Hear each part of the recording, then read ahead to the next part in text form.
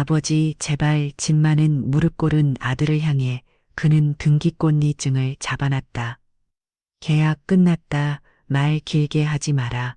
장기여금 재봉 틀패기 효덕이 성금 그날 판부터 이미 끝은 정해져 있었다. 아들이 잘 교하는 지금 너희는 열쇠 대신 자유를 준다. 왜 이렇게까지 해야 했는지 궁금하다면 지금 구독, 좋아요 누르고 본편에서 확인하세요. 안녕하세요. 저는 기태라고 해요. 올해로 75이고 전라도 광주에서 평생 재속 밟던 사람이라 아직도 새벽이면 저절로 눈이 떠져요.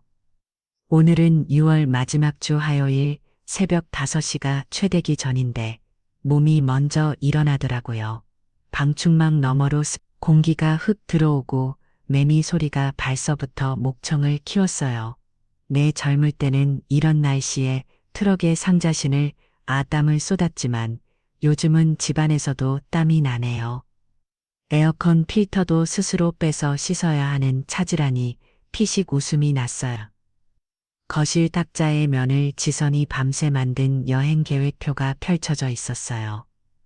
사실 난 속으로는 혹시라도 나를 때려가 줄까 하는 작은 기대도 품고 있었어요. 다낭 해변 호이안 올드타운 바나일 케이블카 워터파크까지 빡빡하더라고요. 일정표 옆에 내 여권이 엎어진 채 놓여 있었어요. 어제 지선이 늦게 들어오더니 그러더군요. 아버님, 다낭은 35도가 넘어요. 음식도 기름지니 소화 안 되실 거예요. 집에 계시면 시원하고 편하죠. 걱정해주는 척했지만 눈빛은 곤란이니 빠져 달라였어요. 속으론 그래 니들 편하자고 그러는 거지 하면서도 밖으로는 웃었어요. 냉장고에서 묵은 물김치를 꺼내 뚜껑을 여니 시큼한 냄새가 콧속을 찔렀어요. 같이 산다고 가족이 되는 건 아니라지만 집에서는 더 확실히 느껴져요. 식탁 치우기도 전에 손자 하람이가 색색깔 패널을 메고 뛰어났어요. 그보다 조금 전 부엌에서 지선이 하람 귀에 대고 살짝 속삭였죠. 하람아, 할아버지께 입장권이 비싸다고 꼭 말씀드려. 할아버지 용돈 주실 거야. 손주 하람은 고개를 크게 끄덕이더니 거실로 달려 나왔어요. 할아버지 다낭하면 사진 찍어줄게. 근데 입장권이 좀 비싸대. 두 손가락으로 하트를 만들면 웃는데 그 웃음에 약해진 내가 휴대폰을 켰어요. 농협 앱 열어 민석 통장으로 150만 원 자동 있지 내 돈으로 가는 휴도요. 행이냐 혼자 말 입 밖고 세워놨어요. 성금 완료 알림이 울리자 지선 방에서 깔깔대는 소리가 나더니 문이 확 닫혔어요. 현관에선 캐리어 끌리는 소리가 우당탕. TV를 켜니 다낭 패키지 광고가 사람들 발목에 하얀 파도를 덮어주고 있었어요. 화면이 너무 번들거려서 채널을 돌렸죠. 점심 무렵 아들 민석이 퇴근해 들어오자마자 신발을 벗고 불만부터 다 틀렸어요. 지금 왜 이렇게 지저분해? 발에 뭐가 밝히잖아요. 나는 막걸리 찬 내려놓고 내가 정소분이야 라고 쏘아붙였죠. 그러자 지선이 뒤에서 에어컨 하루 종일 켜두셔서 전기역은 폭탄 맞았어요. 반만 켜주세요 하고 끼어들었어요. 리모컨 내려놓으면 말했어요. 전기역은 내 몫이냐. 저녁 무렵 사돈 부부가 짐 가득 들고 왔어요. 사돈은 허리 펴고 사돈 어른 덕분에 마음 편히 떠나지에 하고 웃었어요. 말끝이의 소리가 걸그러웠지만 억지로 미소 지었죠. 안사돈은 호텔 조식 얘기하며 베이컨이랑 애교 베네디크 꼭 먹어야지 라며 틀 또 있었고요. 그 들뜸 사이에서 나는 방으로 쑥 들어갔어요. 밤 공기가 눅눅해서 창문을 살짝 여니 골목 가로등이 너랗게 번졌어요. 지선이 빨아놓은 화려한 원피스가 빨래줄에 펄럭이고 나는 새벽에 몰래 돌린 흰 러닝 셔츠를 펴란다 안쪽에 숨겨 말렸어요. 겉으로는 한 집이지만 속은 따로구나 싶어 손끝으로 셔츠 원단을 쓰다듬었죠.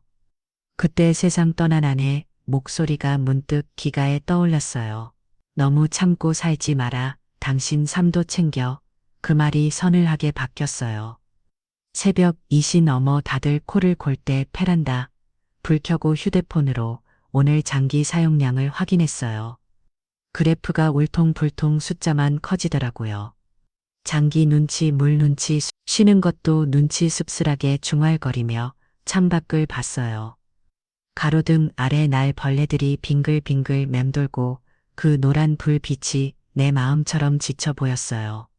어깨가 묵직하게 내려앉으면서 왜 여기에 매어 있는 생각이 확 올라왔어요. 그 감정, 이름은 없지만 뜨거웠어요. 다음 날 시장 갈첩이 대신 아내 유품 서랍장을 열었어요. 낡은 서류 봉투석 등기 관리증이 눈에 들어왔죠. 붉은 인주 자국이 또렷했어요. 서류를 손에 쥐고 거실로 나와 앉았습니다. 창밖 새벽 안개, 마당을 스칠 때 들판 끝을 붉은 빛이 물들이고 있었어요. 주머니에 서류를 넣으면 중얼거렸어요. 오늘은 장날이 아니라 내 인생 고르는 날이다. 아침 식사 때 며느리는 페낭을 메고 바쁘게 돌아다니며 아버님 양복은 세다 맡기셔야고요. 냄새 펴면 안 돼요 라고 했어요. 나는 헛기침했어요. 바람은 아이스크림을 입에 묻히고 와서 내 손등에 흘렸죠. 바라보지 미안 며느리는 칼로리 높으니 버려주세요. 라며 웃었고 나는 녹아가는 바닐라를 싱크대에 버리며 허탈하게 웃었어요. 오후 삼식 에어컨 바람은 도는데 마음은 싸늘했습니다. 베란다 창틀을 걸레로 닦으며 30에 넘게 시장에서 감자 상자를 실었던 기억이 떠올랐어요. 허리 빗끝함이 땀을 흘리던 그 새벽들. 그런 지금은 땀으로 산 이 집에서 좋지 않네. 자리가 없다는 생각이 들었죠. 자녀 민석이 소파에서 주식해보고 한숨 쉬며 아버지 요즘 채소가 모르는데 장사도 힘드셨죠. 라고 말했어요. 나는 눈 감고도 시세 알아 했더니 그는 그런 집도 정리 좀 하고 구식 물건은 버려야죠. 라고 이어갔어요. 지사는 냄비를 내려놓으며 근데 에어컨 2시까지만 켜실 수 있죠. 라며 확인했어요. 나는 내가 버튼 하나 못 눌러 그겠냐 고 했더니 며느리는 저희도 관리비 부담돼 서로 배려하자고요. 하고 돌아섰어요. 식탁엔 멸치 볶음과 호박국만 올랐어요. 젓가락으로 멸치 한 마리 들어올리며 내 칠수는 냉장 미역국이었는데 생각했어요. 그때 사돈이 사돈 어른이 양념 진한 건 속이 안 좋다 가더라. 다들 가볍게 웃었죠. 나는 젓가락 내려놓고 물을 한 모금 삼켰어요. 물 맛도 서늘했어요. 밤이 깊어가니 집안은 고요했지만 내 마음엔 파도 소리가 치솟았어요. 아내 사진 앞에 앉아 무릎 꿇고 속상했어요. 여보 나 이제 어떻게 해야 쓰겠어. 사진 속 아내는 변함없는 미소를 짓고 있었어요. 그때 전화가 울렸어요. 시장 친구 김씨였죠. 형님 내일 아침 막걸리 한 잔 어때요? 할 말이 있어요. 그 한마디에 심장이 콩 내려앉았어요. 그가 평소에 하던 말 배운 휴도 믿지 마라. 도장은 형님 손에 있다가 머리를 스쳤어요. 잠이 오지 않아 베란다에 서서 새벽 하늘 봤어요. 검푸른 하늘에 별 하나가 희미하게 떠 있었어요. 그 작은 불빛을 바라보니 마음 한구석에서 미완 용기 피어오르더라고요. 나는 조용히 속삭했어요. 여보 내일은 나도 내 별을 찾아볼게. 그렇게 속마음을 달래고 나서야 눈꺼풀이 조금씩 무거워졌어요. 새벽 5시 반 오늘은 내일은 5번째 생일이에요. 집안은 고요했어요. 나는 부엌 가서 소득권을 열어봤는데 밥은 어제 남은 찰밥 한 숟갈뿐이었어요. 냉장고 문을 열어 미역국 냄비를 꺼냈습니다. 지선이 어젯밤 내일 아침엔 미역국 데우면 되겠죠. 하고 넣어둔 거라. 다군요. 국이 차가워서 기름이 하얀 굳어 있었어요. 숟가락을 돌리다 보니 예전에 아내가 새벽마다 끓여주던 뜨끈한 미역국 냄새가 아른거렸어요. 가스레인지에 올려 불을 켜며 혼자 말했어요. 75살 내 생일 맞이도 내가 직접 챙겨야 쓰고 꿈은 국이 따뜻해진 동안 상을 차려야 했지만 반찬통 맞아 비어 있더라고요. 그래서 간장 한 숟갈 떠서 국에 타고 한 길 후룩 넘겼어요. 아침 7시 지선이 화장대 앞에서 헤어드라이어를 켜며 큰 소리로 말했어요. 아버님 회의 느꼈어요. 미역국 드셨죠? 나는 그 말에 숟가락을 내려놓고 대답했어요. 국도 차갑고 마음도 더 차다. 지선은 틀었는지 못 들었는지 파우더를 두드리며 거울을 들여다 볼 뿐이었어요. 민석은 와이셔츠 단추를 채우며 저녁에 간단히 전화드릴게요. 라고 했어요. 그러나 오전 내내 아무도 집에 없었고 축하 메시지도 없었어요. 점심 무렵 나는 혼자 마루에 앉아 벽걸이 시계를 봤어요. 첫짐이 턱톡 소리를 내며 돌아가는데 내 마음 속에서도 같은 소리가 울렸어요. 75 생일이 별거냐? 오늘도 지나가면 그냥 하루지. 그때 스마트폰 알림음이 울렸어요. 건강보험공단에서 발송한 문자였어요. 검진 안내. 나는 피시고 샀어요. 축하 문자는 없고 검진 문자는 있네. 오후 5시 지선이 손자 하람을 들어왔어요. 할아버지 우리 잠깐 준비하고 나갈게요. 지선은 그 말만 남기고 방에 들어가 수영복 가방을 챙겼어요. 나는 묻지도 않았는데 하람이 말했어요. 할아버지 이번 주말에 호텔 수영장에서 내 생일 파티의 순간 난 가슴이 찰렁했어요. 내 생일 파티인가? 그런데 이어지는 말이 다르다군요. 내 생일 케이크도 크고 초도 12개야. 하람은 신나서 방방 뛰었어요. 지선이 나와서 사과도 없이 말했어요. 아버님 생일은 아침에 국 드셨으니 됐죠. 주말 하람이 생일 파티 때문에 오늘 미리 호텔 예약해둔 거예요. 그녀는 거시 구석으로 민석을 불러 귀속 말했어요. 여보, 이번 주말 파티 준비하려면 돈이 좀 더 들어. 현금 50만 원만 아버님께 빌려봐. 민석이 얼굴을 찌질이 고기를 저었지만 지선이 팔꿈치로 옆구리를 굽지를 자 마지막에 내앗었어요. 아버지 민석이 목소리를 낮췄어요. 하람이 생일 준비로 50만 원만 잠깐 빌려주실 수 있을까요? 월말에 바로 갚을게요. 나는 잠시 말이 막혔어요. 돈으로 선주 생일 잔치를 하는 현실이 다시 먹을 처였죠. 그래도 거절하면 또 눈치 밥을 먹을 걸 알기에 말없이 지갑에서 현금을 꺼내 건넸어요. 지선은 돈을 확인하더니 환하게 웃으며 역시 아버님 최고예요. 라고 했어요. 웃음에 비가 서늘했어요. 내 생일엔 국한 글을 쉬면 좁하다. 네 이 돈은 그렇게도 쉽게 받아가는구나 하는 생각이 먹을 막았어요. 나는 잠깐 숨이 막혔어요. 아 그래 애 생일이 중요하지. 목소리가 떨려서 그렇게 밖에 못했어요. 지선은 케이크 값이 비싸서 아버님 생일은 소박하게 한 거예요. 라며 웃었어요. 사돈 부부가 주차장에서 캐리어를 끌고 오며 배불리 구경 가자이에 하고 들어왔어요. 안 사더니 전자제품 매장 로고가 찍힌 커다란 쇼핑백을 흔들며 최신 양 배불리 차왔어요. 주말 파티 때 하람 줄 선물이라 해 화면이 넓어서 온라인 수업도 문제 없다 카더라 했어요. 손주 생일이니 축하라도 해야겠다 싶어 나는 지갑에서 현찰 10만 원을 꺼내 하람 손에 살포시 쥐어졌어요. 저녁 7시 모두가 호텔로 떠났어요. 집에 남아 창문을 닫으렸는데 참 바람이 들어왔어요. 나는 겉을 불을 끄고 재봉틀 옆 스틀이 앉았어요.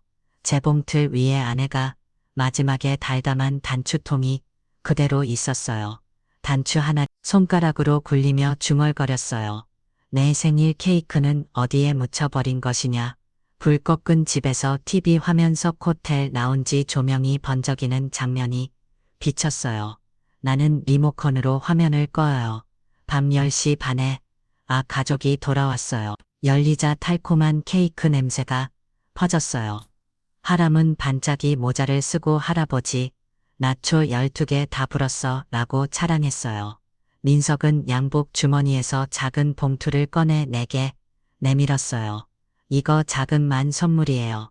여러분이 10,000원짜리 지폐벽에 들어있었어요. 나는 말없이 봉투를 접어 식탁 위에 놓았어요. 지사는 그 봉투를 힐끗 보더니 코숨을 치며 말했다. 현금은 무슨 통장에 잠들어 있는 돈만 풀어도 남아 돌잖아요. 아버님 찬티 내지 마세요. 민석도 옆에서 맞아요. 집 유지비 카드값 다 아버지가 내시는데 저희가 좀 쓰면 어떤가요? 라고 거들었어요. 그 순간 심장이 콩 내려와 안 추며 짜게 꿀 자격도 없단 말인가 하는 자괴감이 밀려왔죠. 지선이 싱크대에 빈 케이크 상자를 내 놓으며 나에게 눈길도 주지 않았어요. 안사도는 아이고 호텔 조심 예약 확인해야겠다. 하고는 휴대폰을 켰어요. 사도는 돌아서면서 사도 너른 오늘은 쉬셨지에 학원 묻고는 자기 방으로 들어갔어요. 불엔 듯 부어 형광등 불빛 하얗게 번져서 머리가 맑아졌어요. 나는 속으로만 내 집에서 내 자리가 저 구석이라면 내가 나가면 해결되는 일 아니냐고 생각했어요. 그날 밤 침대에 누웠지만 잠이 오지 않았어요. 몇 번을 뒤척이다가 새벽도시 다시 일어나 부엌 테이블에 앉았어요. 손바닥으로 봉투를 여러 번 잡았다. 패다 했어요. 등기 권리 중이던 차류 봉투도 꺼내 역에 두었어요. 창문 너머로 달 빛이 옅게 내려 앉았고 그 빛이 봉투 가장자리를 금빛으로 비치었어요. 나는 중얼거렸어요. 아버지 생일 케이크 한 조가 없다고 세상에 무너지진 않지. 하지만 기태 인생은 내 손에 달렸지. 이 잊고 새벽 3시 현관문 밖골목에서 고양이 울음소리가 틀렸어요. 빠르게 울다가 멈추더니 다음 순간 먼 데서 배송 트럭 엔진 소리가 이를 엉대며 골목을 지나갔어요. 그 엔진 소리 속에서 나는 예전 시장 새벽을 떠올렸어요. 짐칸에 감자 상자를 쌌던 젊은 나 그때도 밤을 새워가며 땀을 흘렸는데 오늘 밤 더 잠 못 이루며 땀을 흘리 있더라고요. 다만 이번 땀은 서로 움에서 난 땀이었어요. 새벽이 환해지기 직전 나는 봉투를 장갈이 접어서 사락장 가장 깊은 곳에 넣고 도장을 꺼냈어요. 도장 손잡이에 새겨진 내 이름 김기태의 글자가 달 빛에 반짝였어요. 도장을 손 안에 꼭 쥐고 천천히 숨을 들이쉬었어요. 이 손이 언젠가는 내 길을 찍을 거다. 그렇게 속삭이며 다시 입을 덮었어요. 베개 위로 작은 바람이 느껴졌어요. 곧 해가 뜰 거라는 신호였죠. 나는 눈을 감으며 마지막 생각을 했어요. 오늘 내 생일엔 케이크 대신 결심 하나 얻었다. 새벽 5시가 지나는 내가 다시 눈을 떴어요. 어제 밤새 품에 쥐고 잤던 도장이 손바닥에 놀린 자극을 남겼다. 그러더라고요. 새 숫대 아예 찬물을 받아 얼굴을 접시니 핍 남은 열기가 조금 가라앉았어요. 거실 한복판에 어제 밤 그대로 남은 종이백이 눈에 띄었어요. 안사돈이 자랑하던 그 태블릿 상자와 영수증이 그대로 들어있다군요. 영수증 끝에 선명한 가격 7, 8만 2천 원. 나는 한숨을 삼키 상자를 조용히 들어 올렸어요. 그 순간 손에 잡히는 낯선 서류 한 장 하람이 놓고 간 초대장이라네요. 호텔 파티룸 예약 정보와 함께 가족 외타인은 정중의 사절이라는 문구가 굵은 글씨로 박혀 있었어요. 내 눈썹이 실룩혔어요. 가족 외타인이라. 나는 타인이라는 소린가. 하지만 그날 아침부터 집안 공기가 이상하리만치 무거웠어요. 불길한 기온이 스멀스멀 번지는 걸 느꼈죠. 오전 9시쯤 지선이 배달 기사에게 통화하는 소리가 문 밖에서 들렸어요. 맞아요. 거실 창쪽 재봉틀 그거 폐겨 재봉틀이라니. 귀가 번쩍했어요. 문을 열고 나가보니 노란 조끼를 입은 기사 둘이 재봉틀을 밀어내려 하고 있었어요. 나는 달려가 손잡이를 붙잡고 버텼어요. 이건 내 안의 물건이요. 건드리지 마시오. 지선은 팔짱을 끼고 혀를 차며 말했어요. 중고로 팔아도 10,000원도 안 나와요. 버리는 게 더 빨라요. 아버님, 녹슬고 자리만 차지하잖아요. 사진도 찍어 도우니 추억은 남죠. 나는 숨이 가파져서 말을 잇지 못했어요. 기사들이 난처한 표정으로 날 바라봤지만 지선이 손짓하니 그대로 틀고 나가거든요. 그 재봉틀 서랍에 남해가 마지막까지 모아두던 단추통이 있었어요. 기사들이 통째로 들어 올리자 단추들이 반짝이며 굴러나왔어요. 바닥을 굴른 단추 소리가 마치 비 맞은 양철 지붕 오름 같았어요. 그 순간 목구멍에 뜨거운 것이 치밀었어요. 넌 내 허락도 없이 남의 물건을 막 버리냐? 목소리가 갈라졌어요. 지선은 눈도 깜빡이지 않고 집 분위기 바꿔야죠. 이번 주말 손님도 오는데요. 하고 돌아서 쌓여 그 뒷모습에서 냉기가 나는 듯했어요. 나는 아무 말 없이 바닥에 흩어진 단추를 주워 주머니에 넣었어요. 손끝이 떨렸어요. 단추 하나가 빠져나와 구석으로 굴러갔는데 그 작은 둥근 등장이 눈앞에 흐려질 만큼 아프게 빛났어요. 하지만 마음 한편에 남아있던 아내 이온이 다시 기가를 파고 들었어요. 재봉들이 실려 나간 뒤 거실이 텅 비었어요. 빈자리가 더 넓어 보였어요. 나는 안방으로 들어가 아내 사진을 꺼냈어요. 액자수 아내는 분홍 자고리를 입고 웃고 있었어요. 살갔던 그 웃음이 오늘은 왠지 그만 참아 하고 말하는 것 같았어요. 여보, 당신 살아있었으면 저 꼴 봤겠어. 나는 사진을 품에 안고 석상했어요. 그때 기억이 떠올랐어요. 아내가 새 떠나게 한 달 전 병원 복도에서 내 손을 꼭 잡고 했던 말이요. 당신 애들 눈치만 보지 말고 당신 삶도 챙겨 집이 목줄 되면 끊어야 해요. 그 말이 심장에 다시 박히자 손바닥이 저리 태나요. 나는 사진 옆에 도장을 놓고 방바닥 내려다 봤어요. 망설임이 목을 조이다가 벽에 걸린 달력을 바라봤어요. 그때 전화가 울렸어요. 전화 진동이 소파 팔걸이를 타고 떨리자 가슴이 달콩 내려앉았어요. 김씨였어요. 그의 음성이 수화기 너머에서 낮게 떨렸어요. 형, 아침부터 복숭아 20kg, 상자 2단 내려다 허리 빗듯이 병원 가려고. 근데 이 잔유 내가 지난번에 말한 그 곰중 변호사 오늘 오후에 잠깐 시간 낸대요. 나는 가슴이 콩 내려앉았어요. 공중 집 팔 일 생기면 도장 들고 오시라. 하덕이다 형님. 망설이면 또 시간 놓쳐요. 그는 숨을 헐떡이며 덧붙였어요. 글로 배운 호도는 한철 우박이요. 형님 손에 도장했잖아요. 전화를 끊고 나자 현관 초인종이 요란하게 울렸어요. 인터폰 화면에 낯선 남자가 2~3명 있더군요.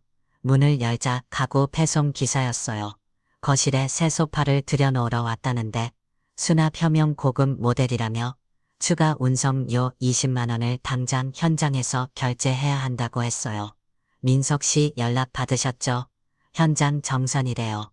기사 미안하다는 표정도 없이 가듯한 말기를 내밀었어요. 민석이 또 아버지 카드를 생각했구나 싶어서 기 뒤집혔지만 나는 호주머니를 다듬어 현금을 꺼내줬어요. 기사는 영수증을 뚜껑 내고 소파를 거실 한복판에 놓고 갔죠. 영수증에는 추가 운송 설치비 20만 원, 현금이라고 적혀 있었어요. 방금 전 김씨가 말한 도장 들고 오라는 말이 머릿속에서 더 크게 울렸어요. 전화를 끊고 벽시계를 봤어요. 분침이 쉴 새 없이 걸음을 재촉했어요.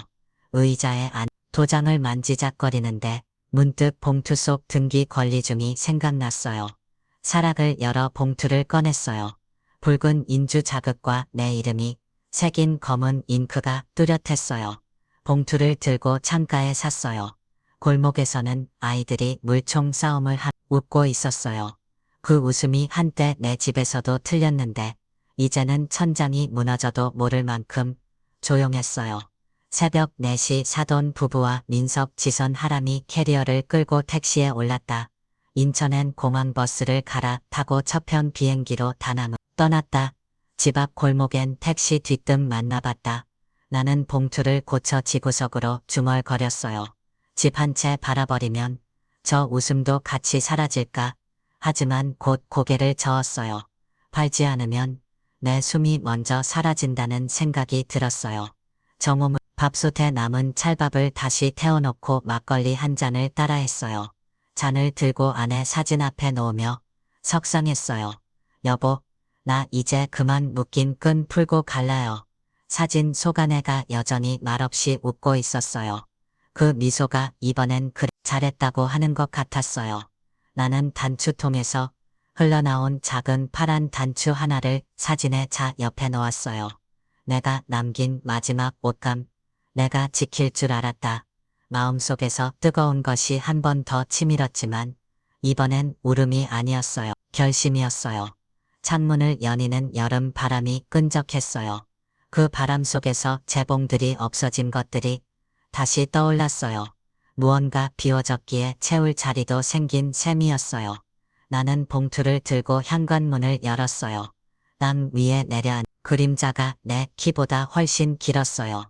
그대로 한 걸음 내딛자 발끝에 힘이 들어갔어요. 살앗 깊숙이 넣어두었던 도장이 주머니에서 묵직하게 흔들렸어요. 매미가 울다 시다를 반복하듯 내가 숨도 울컥한다. 잠진했다. 되풀이했어요. 하지만 발걸음은 묘하게 가벼웠어요. 발목에 채워졌던 적쇠 하나가 풀린 듯 했거든요. 김신의 병원부터 들러야지. 나는 혼자 말하며 골목으로 나섰어요. 머리 위로 매미 소리가 싹을 올렸어요. 그 소리를 들은 속으로 다시 한번 다짐했어요. 글로 배운 호도는 우박이라 했지. 오늘은 내가 우산 던지고 달린다.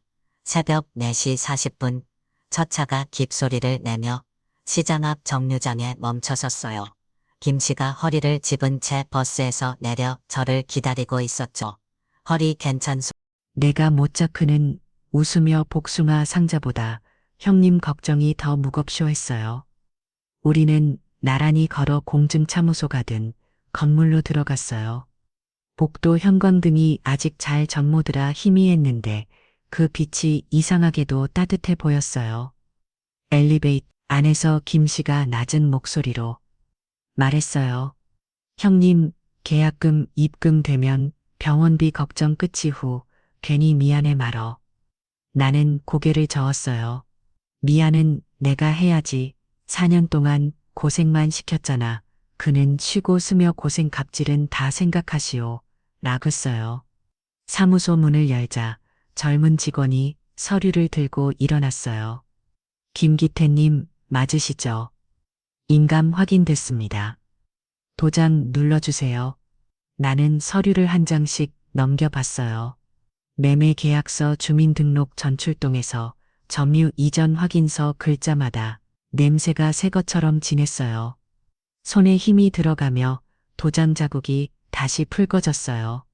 나는 깊게 숨들이쉬고 도장을 꼭 놀랐어요. 도장 찍으니 속이 시원하네. 말이 나오자 김씨가 박수를 한번 쳤어요. 직원은 미세한 미소를 지우 다음 서류를 돌렸죠. 마지막 세명란까지 적으니 볼펜 끝이 덜덜 떨렸어요. 김씨가 제 어깨를 닥쳤어요.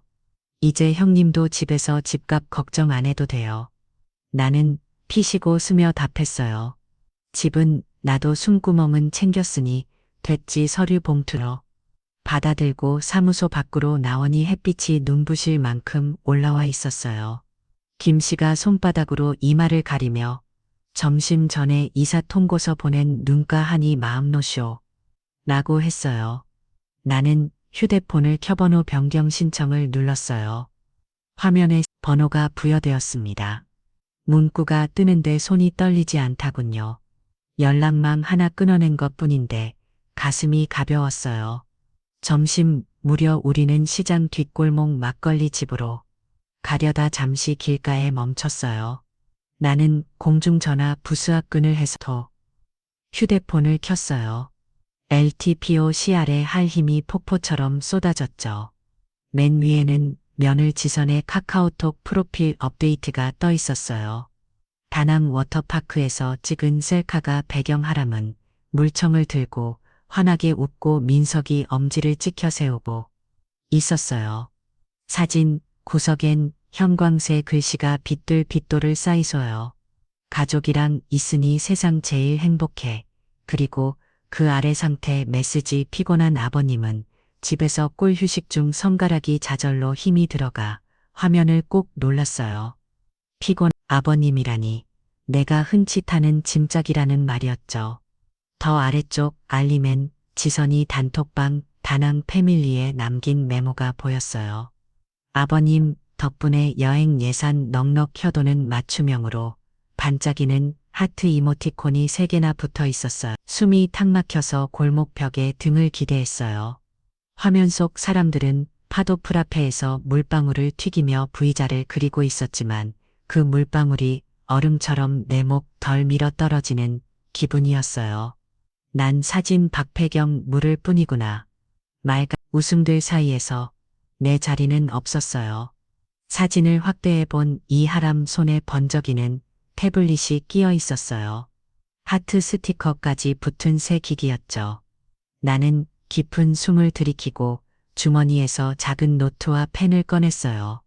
전본대의 몸 기대고 노트 한 귀통에 작았죠. 함께 산다고 가족이 되는 건 아니다. 전중이 집이다. 글씨가 떨려서 N자가 구부러졌어요. 펜 끝에서 잉크 방울이 노트 모서리를 찍었는데 마침 내 심장에 난 작은 구멍 같았어요. 휴대폰 다시 켰더니 다낭 패밀리 스토리 3만 뷰 돌파라는 알림이 튀어올랐어요. 그 아래 흐릿한 회색 글씨 추천 친구 김기태님은 어떠셨나요? 추천 친구라니 내 돈으로 만든 파도풀 한 복판에서 나는 초대도 못 받은 손님이었어요. 나는 카카오톡 앱 아이콘을 꼭 눌러 캐시 삭제를 누르고 로그아웃 했어요. 추천한 받아도 낮게 뱉은 소리가 골목을 맴돌았어요. 나는 남인가 보다. 그 말이 속으로 곤두박질 치며 냉기처럼 퍼졌어요. 막 비틀거리며 발길을 돌리려는데 길모등이 인쇄서 간판 및 현수막이 눈에 들어왔어요. 현수막 옆 벤치에서 노인 분이 수박을 나눠 먹으며 이야기하다고요.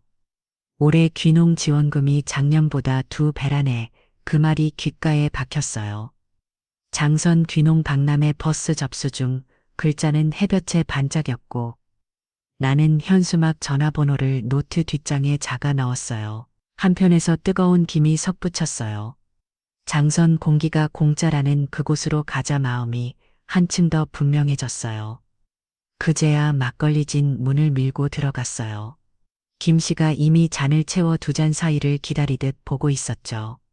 김 씨가 총업원에게 따끈한 동동주로 주셔 하니 주전자가 달그락하고 나왔어요. 나는 첫 잔을 들며 속으로 중얼거렸어요. 집값은 통장으로, 숨값은 이 잔으로, 형님, 오늘은 춥배요. 김 씨가 잔을 부딪혔어요. 막걸리 거품이 잔턱을 넘다가 손등이요. 튀었어요. 거품이 시원했어요. 한 모금 넘긴 이석이 뜨거워졌죠.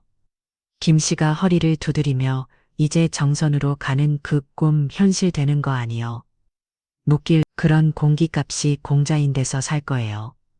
나 했어요. 그때 휴대폰이 울렸어요. 낯선 번호였어요.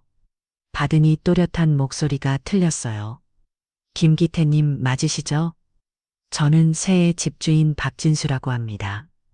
오늘 오후에 현장 확인차 집에 들 예정입니다. 열쇠는 문 뒤 화분 밑에 있다고 들었습니다. 나는 잠시 침묵했어요.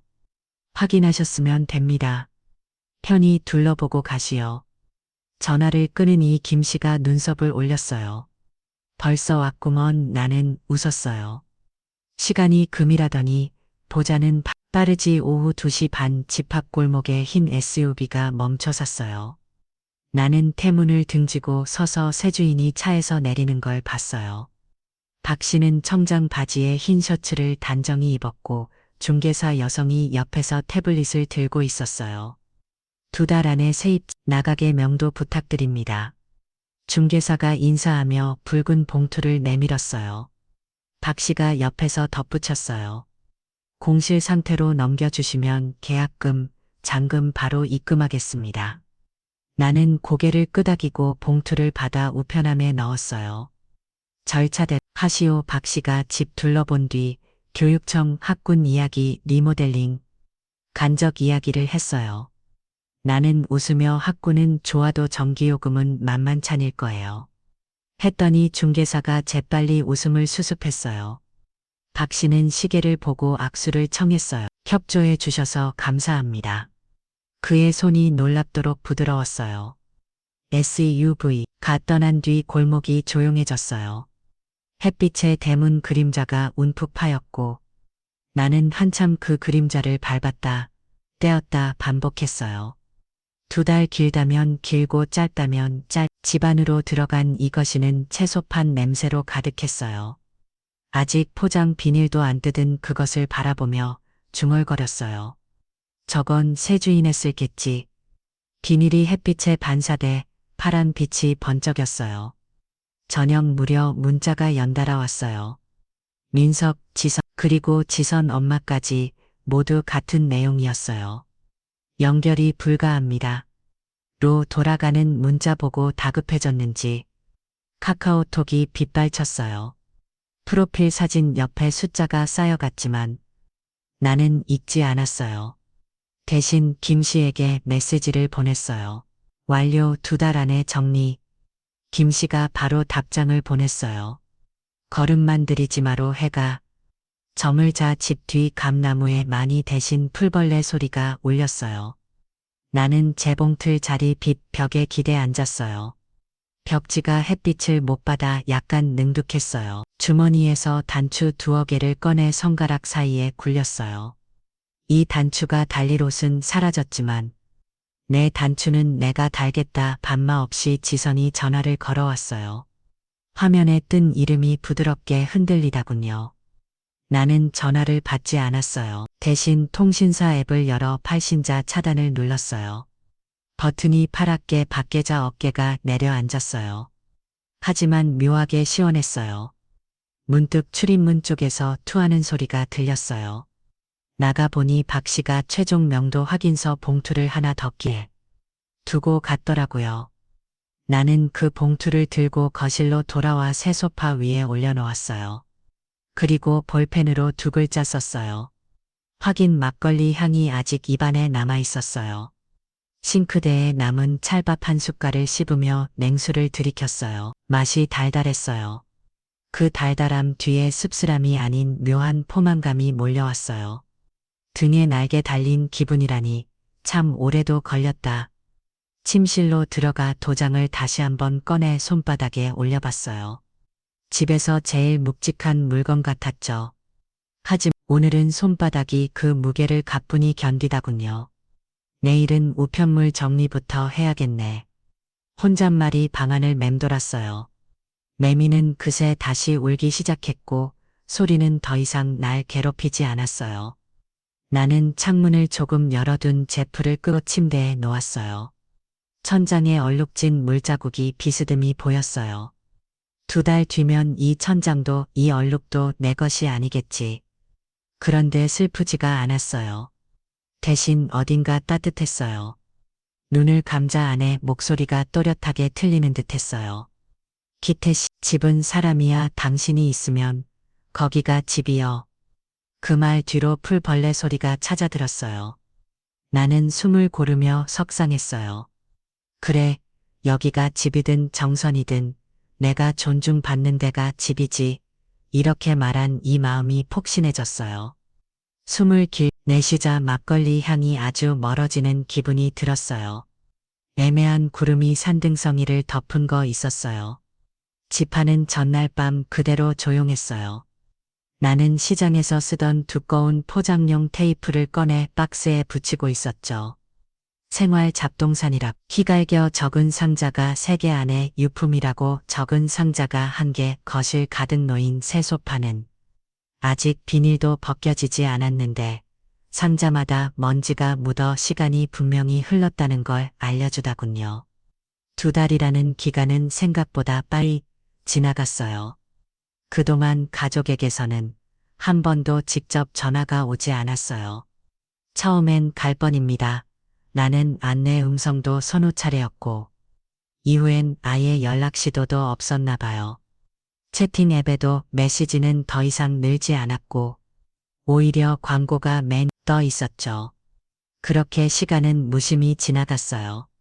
오늘은 마지막 날이에요.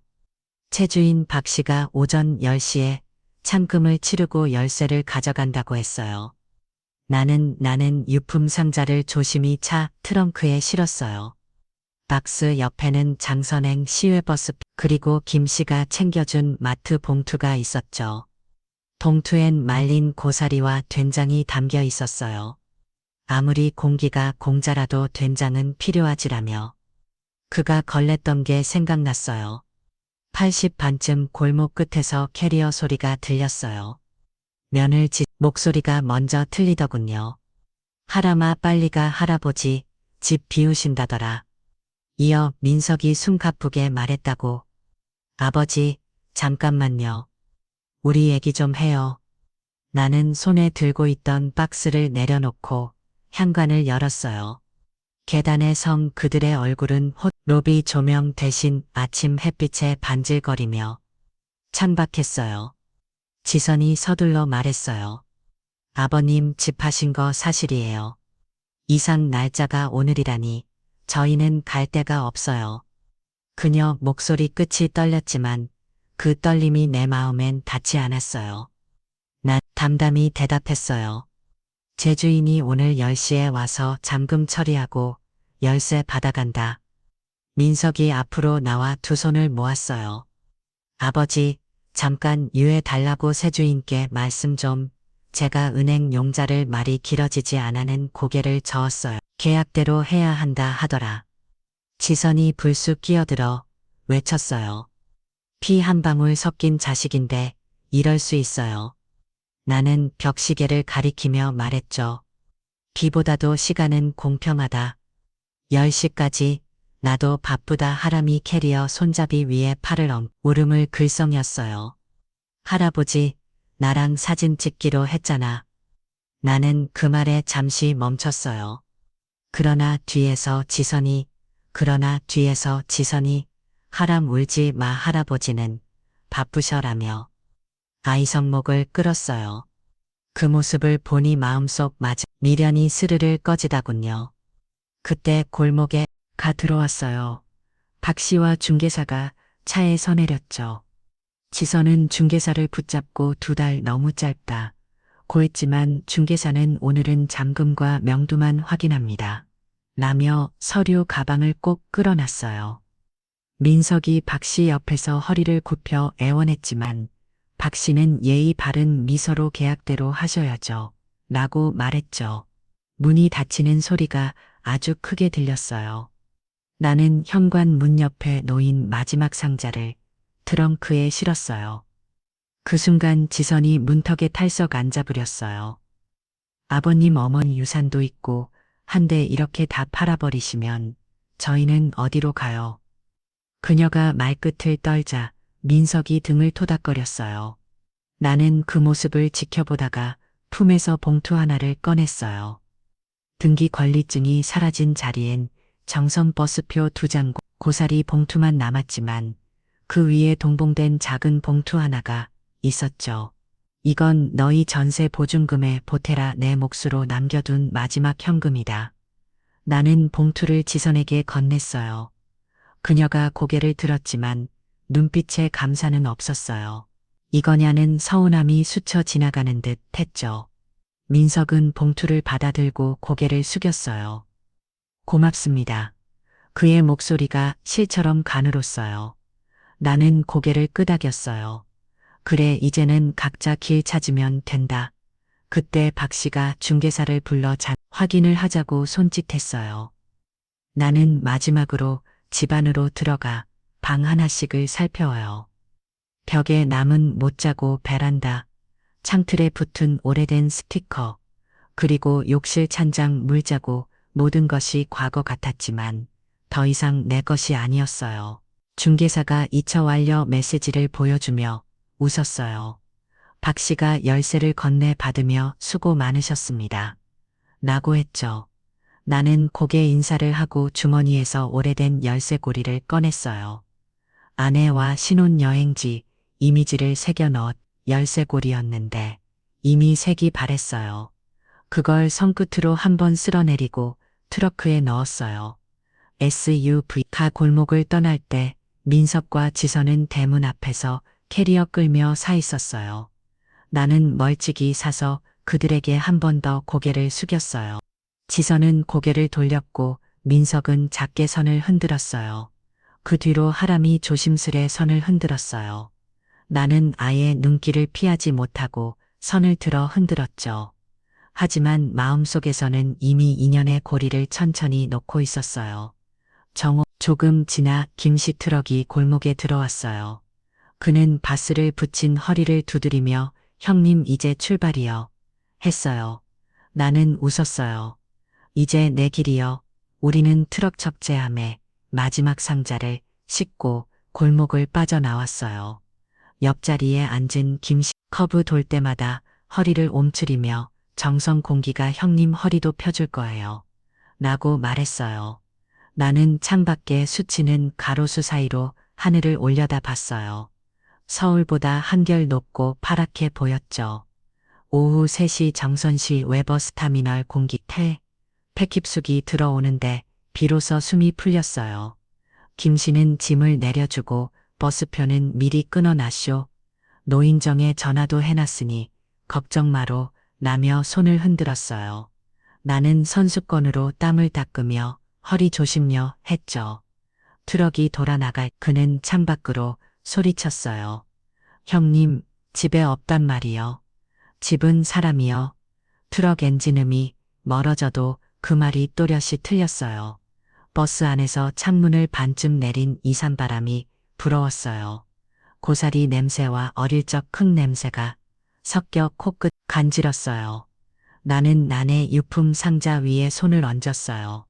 박스가 가볍게 실린 호젓 앉아서 그 순간만큼은 세상 어느 저택보다 편했어요. 노인정 근처 정류장에 도착한 이 할머니들이 평상에 앉아 장아찌를 담그고 있었어요. 그중 분이 손짓했어요. 기태 어르신 맞죠? 자리 비원 아시오. 나는 박스를 내려 평상 위에 올리고 허리를 뼈어요. 할머니가 장아찌 국물 모든 국자를 건냐며 소금은 형님이 조절해 보셔요. 했어요. 나는 국자를 들어 간장 빅 국물 떨어뜨렸어요. 이제 내 손도 내 마음대로 싸서 줬어. 그 말이 평상 위에 슬쩍이 내려 앉았어요. 노인정 뒤편으로 해가 기울자 상근을 이바오를 감싸 안았어요. 풀벌레 소리가 다시 울기 시작했지만 이번엔 슬프지 않았어요. 웃음, 며느리 목소리, 아들 한숨 그 어떤 소리도 내 목을 조이지 않았어요. 대신 폐 속 어디선가 부드러운 바람이 불어왔어요. 집은 사람이야 라는 아내 목소리가 그 바람과 함께 속삭이는 것 같았어요. 나는 장아찌통 뚜껑 덮으며 주머니에서 작은 노트를 꺼냈어요. 첫 장에 적혀있던 문장을 다시 읽었어요. 함께 산다고 가족이 되는 건 아니다. 존중이 집이다. 그리고 그 아래에 한 줄을 덧붙였어요. 존중이 있으니 어디든 내 집 펜을 덮고 노트를 상자 위에 놓았어요. 여러분 이야기를 어떻게 보셨나요? 집이란 무엇이고 가족이란 무엇일까? 댓글로 여러분의 생각과 경험을 들려주세요. 함께 이야기를 나누면 우리 마음도 조금 더 따뜻해질 거예요.